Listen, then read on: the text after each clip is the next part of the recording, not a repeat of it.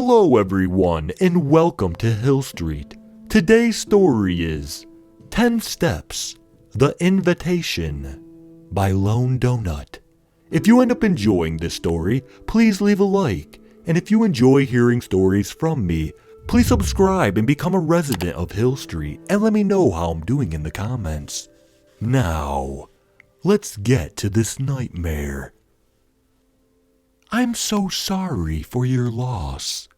I look up to see a wrinkled old face. Frown lines are etched into his skin, but his usual scowl was now replaced with pity.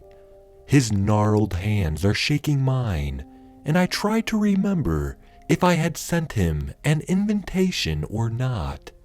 He is our next door neighbor, the one who gave us problems ever since we moved in. We called him Old Man Jenkins as an inside joke. I can't remember what his real name is. All I can remember are the countless reasons for his pounding fist on our front door, and hours of listening to him whine about something. First, the apples from our apple tree were rolling into his yard. Then, our mailbox was leaning just a bit too far to the right for his liking. There was always something he disapproved of. I tried to think back on a pleasant memory with this man, but came up with nothing. I'm brought back out of my thoughts when another hand takes mine. Another pitying face tells me how sorry they are. And then on they go. Down the line they come. People I know, and some I don't. Who invited all these people? My mind is a heap of tangles, and I can't focus on a face before it is immediately replaced by another, all full of pity, some of sadness, and others with fake sympathy. I didn't want all these people here. They didn't have to come. The sea of black swirls around me, and I can't get my bearings. People slither around my home, whispering with quiet breath as they glance at me. They eat my food, drink my drink, and drag their mud-covered feet across my floor. Face after face, hand after hand, and the only thing I can focus on is how badly I want to be left alone. The hours tick by, and my vision remains unfocused. I don't even notice when the last person leaves, and I'm left alone in my too large, too quiet house. I'm sitting near the bottom of the steps that lead to the second floor. The front door is in front of me, and I can see the rain splattering against the foggy glass that resides in an oval in the center of the wood. How long have I been here? When did everyone leave? I don't think about these questions long before I'm sunken back into my hazy gray consciousness. All I can think about is him. The sound of his laughter, the curl of his smile, his crooked glasses. I envision him here with me, as if the events of this past month didn't happen. I see our future, our hopes and dreams. I see him walking through the front door, shaking off the rain as he smiles at me. I can feel the phantom warmth of his arms, the smell of his shampoo. Thunder snaps me back into reality, and I'm trapped again in the empty foyer. I see our shoes on the rack beside the door, and our set of keys on the hook above it. I feel nothing but emptiness. Flashes of that final day explode in my mind's eye, and I can feel hot, heavy tears rolling down my cheeks. His face, pale white and splattered with blood. His eyes wide and staring at nothing. He was dead long before I arrived home. But I still feel like there could have been something I could have done. Something. Anything to have him back, here with me. Lightning dazzles me, and I focus back on the bleak setting around me. A flash of red catches my attention, and I force my eyes to acknowledge what I am seeing. A bright red envelope sits perfectly in the middle of the entranceway. I can see my name written on it in cursive gold ink, and for the first time in weeks, I think of something else other than him. Did one of the mourners drop it? If so, why leave it there?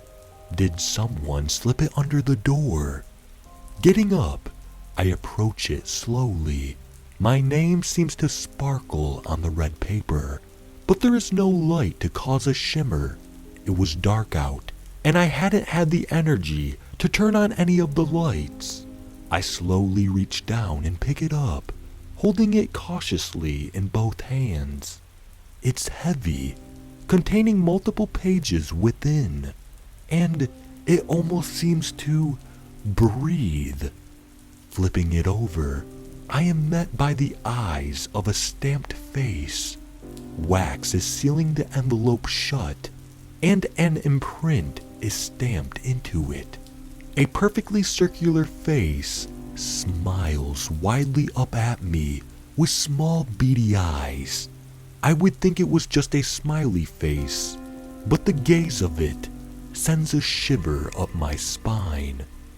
I notice now that my hands are shaking, and fear clogs my throat. Why am I so afraid? I slowly start to lift the flap, causing the wax seal to break slowly. In a flash of lightning, the face's smile almost seems to widen before being snapped in two. I pull out the neatly folded sheets of paper and walk into the living room. Abandoned plates and cups litter the coffee table and bookshelf. I'm too exhausted to care. I flip on the overhead light and sit down on the couch that faces the fireplace. A crack of lightning causes me to jump, and the light bulb pops. I frown and go to get up from the couch to fix the light. Suddenly, thunder shakes the house, and I trip over my own feet. A blinding light illuminates the room, and a fire springs to life within the hearth.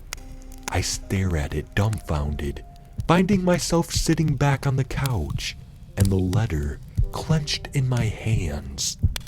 I look down at the pages and notice that my hands are wrinkling up the edges.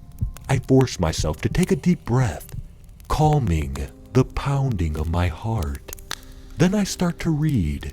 At first, it just appears to be another note telling me how sorry they are. I feel an ache in my chest as I think back to the funeral, to the closed heavy casket. I snap out of it when I read the line, "We cordially invite you to participate in an opportunity of a lifetime. What if we told you that you could bring him back?" I stop, my breath catching in my throat as another streak of lightning shines through the window. Bring him back? What kind of cruel trick is this? You might be wondering if this is some trick. Some twisted person is having a go at a grieving widow. Well, what if it isn't? What extent would you go to have him back? I stop reading when I realize that I can't breathe. The air is caught in my lungs, and I'm gasping for air. I set the pages down on the coffee table and bring my knees to my chest. Wrapping my arms around them, I bury my face into my lap as deep grief-filled sobs rack my body. Snot and tears run down my face, and I see flashes of his smiling face and the face of his cooling corpse. My head swims, and I feel as though I'm about to lose consciousness. Suddenly, the air fills my lungs, and I can breathe again. My eyes land on the letter, and a firm beating of my heart vibrates my chest. Filled with determination, I snatch the letter up and continue to read. This grand opportunity that we speak of is something we like to call the 10 steps. While different for everyone, Your 10 steps would be absolutely perfect for you. Each trialed hand designed and picked to test your desire and pure will to win. If you would like to play the game, please sign at the bottom of this page and we will begin your journey. Another one of those smiling faces is stamped on the page with a strange horizontal line beside it. I stare into those beady, empty eyes, and it feels as though they're staring back. What would I have to lose at this point? I wasn't giving any bank information or my social security, and if it turned out to be fake then, things would just go as normal. But if it was real, flashes of a future snatched away fills my head, and I feel hope swell in my chest. I would do anything to bring him back, to have him here with me again. I go to find a pen, but notice that there is still another page behind the first. I pull it to the front and begin to read. Hope slowly dies in the chest as I read one step after another. Fear slowly grips my lungs, and beads of sweat dot my forehead. This is what I would have to do. All these horrible, terrifying things. I feel panic start to overcome me, and I jump to my feet. I march over to the fireplace, and I'm about to hurl the letter into it, when his face flashes before my eyes. His warmth, gentle smile, his calming hazel eyes. My knees buckle, and I fall before the fireplace in a heap. Panic, hope, fear, and determination struggle to overpower the others. His handsome, smiling face flashes alongside his gray, blood-splattered one. He was gone too soon. We had yet to begin our lives together. It wasn't fair. I clench my fist, squeezing my eyes shut as tears fall from my face and into the letter.